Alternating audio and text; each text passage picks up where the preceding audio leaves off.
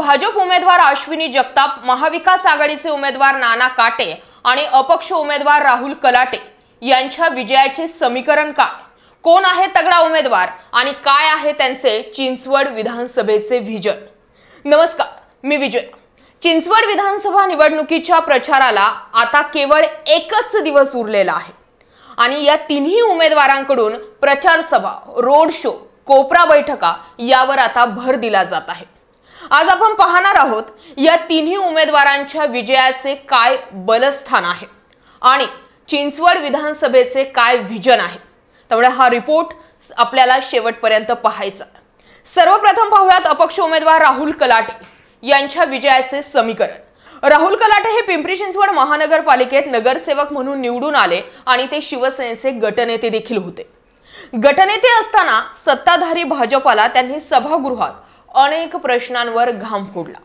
राहुल कलाटे यांनी सभागृहात केवळ विरोधकांनाच धारेवर धरलं नाही, तर आपल्या प्रभागाचा विकास करण्यासाठी अनेक कामे मंजूर करून घेतली।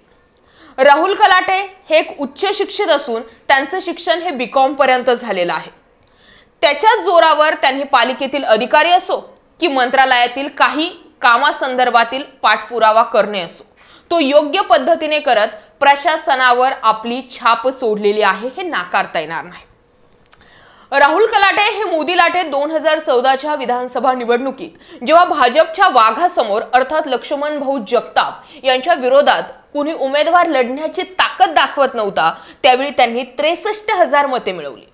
त्यानंतर झालेल्या 2019च्या विधानसभेतही राहुल कलाटे हे निवडणूक लढले आणि त्यांनी तब्बल 1,12,000 मते मिळवली। खरं तर राहुल कलाटे यांनी मिळवलेली ही मते राष्ट्रवादी काँग्रेस, शिवसेना आणि इतर मित्र पक्षांचा पाठिंबा असल्याने ते मिळवू शकले असं बोललं जातं। परंतु 1,12,000 मते मिळवणे हे काही तोंडाचे काम नाही। 2014ला राहुल कलाटे यांचा विधानसभा निवडणुकीत पराभव झाला।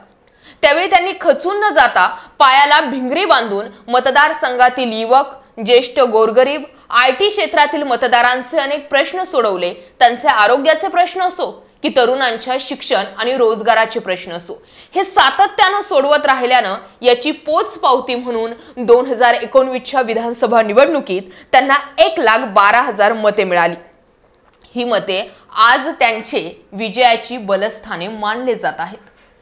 खरं तर महाविकास आघाडीचे उमेदवार म्हणून राहुल कलाटे यांना उमेदवारी मिळेल असे अनेक जाणकार नेते आपलं मत मांडत होते, मात्र त्यांना उमेदवारी मिळू शकली नाही आणि म्हणूनच त्यांनी 1,12,000 मतदारांच्या मतांचा आदर करत ही निवडणूक अपक्ष लढण्याचा निर्णय घेतला। ही निवडणूक राहुल कलाटे हे अपक्ष लढत असताना त्यांना प्रकाश आंबेडकर यांच्या वंचित बहुजन आघाडीने पाठिंबा दिल्यानं हेही राहुल कलाटे यांच्या विजयाचे बलस्थाने मानले जात आहेत। चिंचवड विधानसभा हा आयटी मतदार म्हणून ओळखला जातो। वाकड, रावेत, हिंजवडी, पुनावळे या ठिकाणी राहणारा सर्वधर्मीय मतदार देखील राहुल कलाटे यांच्या विजयाचे बलस्थान म्हणून मानलं जातात। अपक्ष उमेदवार राहुल कलाटे यांनी कधीही धर्मवाद केला नसल्याचं इथला मतदार सांगतो, म्हणून त्यांनी मंदिर असो व मस्जिद यांच्या कामासाठी नेहमीच पुढाकार घेत सढळ हाताने मदत केली। हेही राहुल कलाटे यांच्या विजयाचे बलस्थान आहे। चिंचवड विधानसभा निवडणुकीचे मतदान 26 फेब्रुवारी रोजी होणार असून 2 मार्च रोजी निकाल लागणार आहे। त्याच वेळेस समजेल मतदारांचा कौल कुणाला। आमचा हा रिपोर्ट आपणास कसा वाटला? तुमच्या प्रतिक्रिया आम्हाला कमेंट सेक्शन मध्ये जरूर कळवा। व्हिडिओ आवडला असेल तर लाईक करा आणि इतर 2 उमेदवारांच्या विजयाचे बलस्थान काय आहे हे पाहण्यासाठी आपला आवाज न्यूज नेटवर्कला फेसबुक पेजवर फॉलो करा आणि जर तुम्ही हा व्हिडिओ यूट्यूबवर पाहत असाल तर आपल्या यूट्यूब चॅनलला सबस्क्राइब करून बेल आयकॉन नक्की प्रेस करा। धन्यवाद।